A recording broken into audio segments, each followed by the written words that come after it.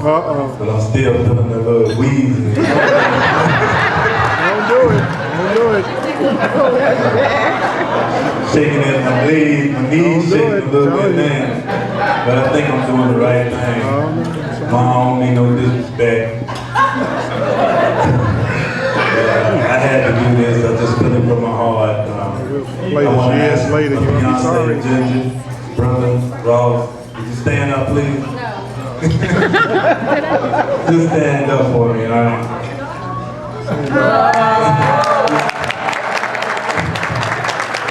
This is about to be white, all right? So this is going to turn out to be an engagement party also, y'all. So we can get our dance on and everything now, all right? Get practice for the wig. But brother, I want you to marry me, and I love you with all my heart. And the thing's going to be all right.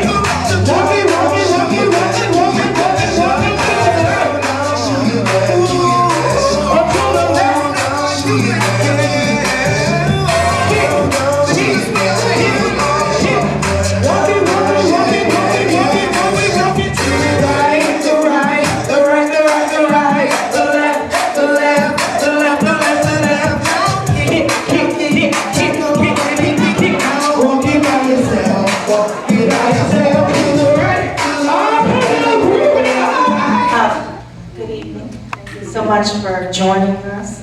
We are honored tonight to welcome a new participant to the Drew Family Reunion.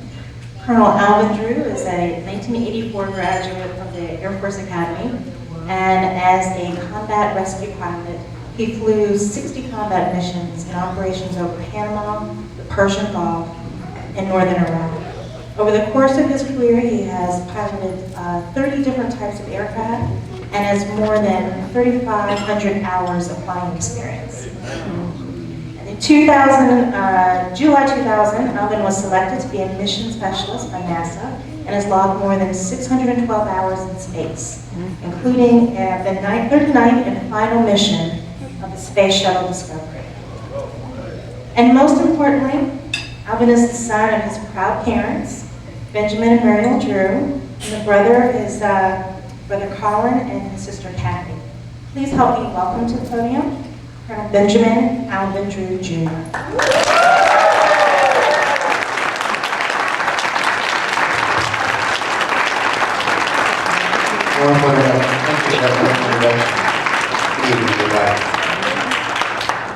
Now, when I came in yesterday for the reception, a lot of folks came up to me and said, "Oh, I understand you're okay." Familiar with Dr. Charles Drew? He had a nephew by the name of Frederick Drew Gregory. He was in the first group of African American astronauts to join NASA in 1978. If I can get this just right here. He was the first. Let's go on. Let me try this one over here. Is this one working too? Yeah. Okay. He was the first African American to command a spacecraft ever. And he was also the acting administrator of NASA several years ago. So he was the first African American to actually run the National Aeronautics and Space Administration. And he's also a Drew who hails from the area between Roanoke and Lynchburg. Don't know what the common link amongst us is, but I know that we all come from the same area. So I don't know how many families out there in America, period, of any color, who can claim to have two astronauts among their ranks. But the Drews are among them.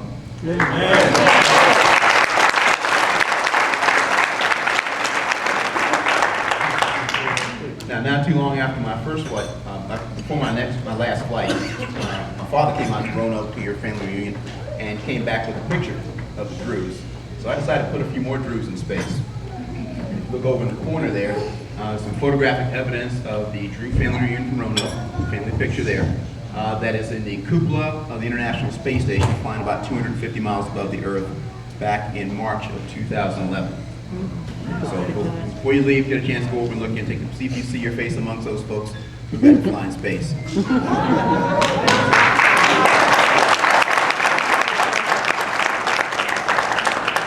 And just to give you some context, I'll just bore you with about 5 minutes of footage from the journey that picture took up on the final message of this mission of Space Shuttle Discovery. If I can get the audio visual to work. Some things are harder than rocket science.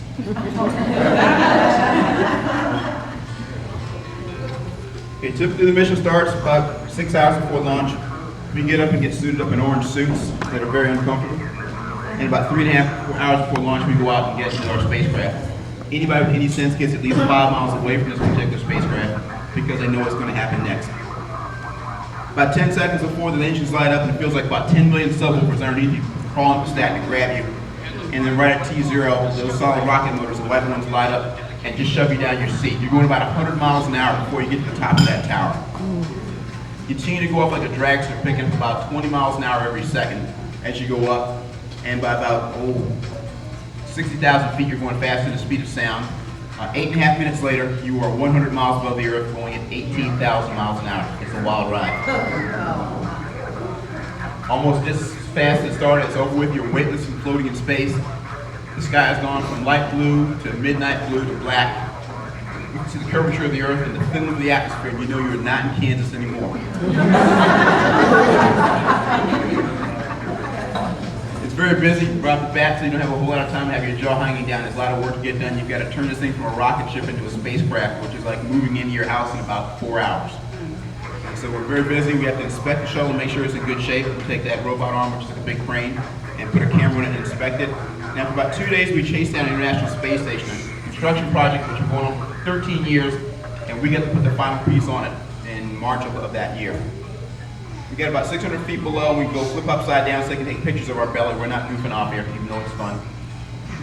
And then we'll go and dock to the space station, and we'll get to work. Anybody who's ever had work done in their house, you know it's like have contractors come in, and they got muddy boots. You know, they mess up your house. They're big, they're noisy, and in your way. And that was us. There's a crew already on board the space station. There were 6 of them that were working already, of Russian, Italians, and Americans. And they welcome us aboard. We're there to simply do construction and try not to mess things up too badly. We had 2 big pieces added to the space station. One was basically a pallet. Now you can't go to the Home Depot when your air conditioning system quits 250 miles up. So you need to have all your spare parts there with you. So we took up some air conditioning components with us on that, and we put that on the pallet so they can go outside the spacewalk and repair their AC system if it ever failed. The other thing is building a space station, which is the biggest thing we've ever put in space. Nobody thought about things like closets or basements or attics. There's no place to store your stuff. As you can see, there's junk out in the halls, out everywhere. And anybody who's ever had a mother knows that you don't leave your room without picking it up. You put your stuff in the closet, so we decided to put a closet on there. So even though it wasn't very glamorous, the very last piece of the space station was a walk-in closet. You can see that in the back. It's a big tin can back in the back, so it's round. So it looks much like a closet. And we use the space station as a 50-foot long crane, a robot arm that we used to operate that, and my crewmates put that on there. We had the two spacewalks to get everything attached. So Steve Bowen, a Navy astronaut, and myself got to go put on the white suits and head outside and do 2 spacewalks. So I got the privilege of being outside and just a suit between me and the rest of the universe. Just breathtaking. Went out on top of the Amazon rainforest and saw the water out there, the dark green trees, the clouds. And again, I had to remind myself there was work to do. I just couldn't sit there with my jaw hanging down looking at the beautiful scenery. So we got to work. We had 2 spacewalks, about 6 hours each.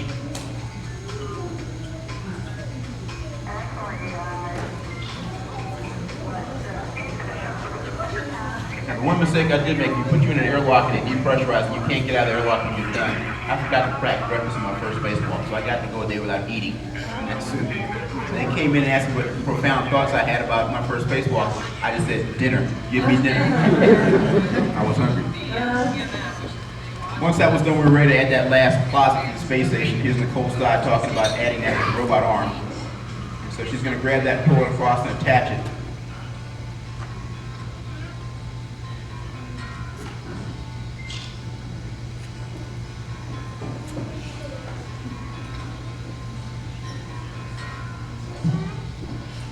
And once that's done, Eric over here you see in the front view, they will grab it with the space station and then we'll just lock it down and get a nice airtight seal so we can go in there. So with this, we've completed the 13-year construction mission of a 1 million-pound spacecraft. And so we decided to take a few minutes just to go observe that moment. They let us tag the bottom of this particular closet with our names, everybody who got to work on it, so the people who did construction on it. So those are the names you see there. And then we declare recess.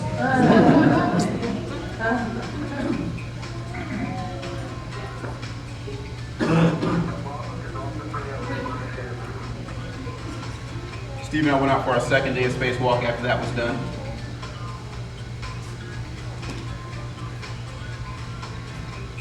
We're doing really well. They've been following instructions exceptionally well today. They bossed them around. So Nicole Stott was running, was the conductor of that whole thing. We're like instrument players and she's like the conductor. So we just kind of watch her checklist and the saying was, do what Nicole tells you to do and nobody gets hurt. So she still seems to think we ought to operate by that philosophy to this day. I'm not sure why.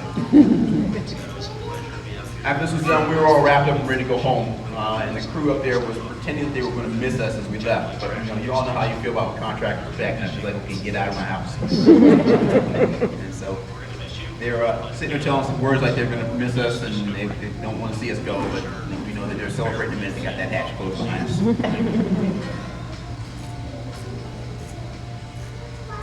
Once that was done, we got to fly a lap around the space station to take pictures, see the Earth behind it. It's one of my favorite parts of the mission. You get to see this thing which looks like the 8th great wonder of the world. It's as big as 2 football fields put together. And it was done, we came back and flew and landed in Return Discovery and where it sits at the Air and Space Museum, just a few miles away from here right now. So we're going to shut down this film now. This thing is going to loop it back on me.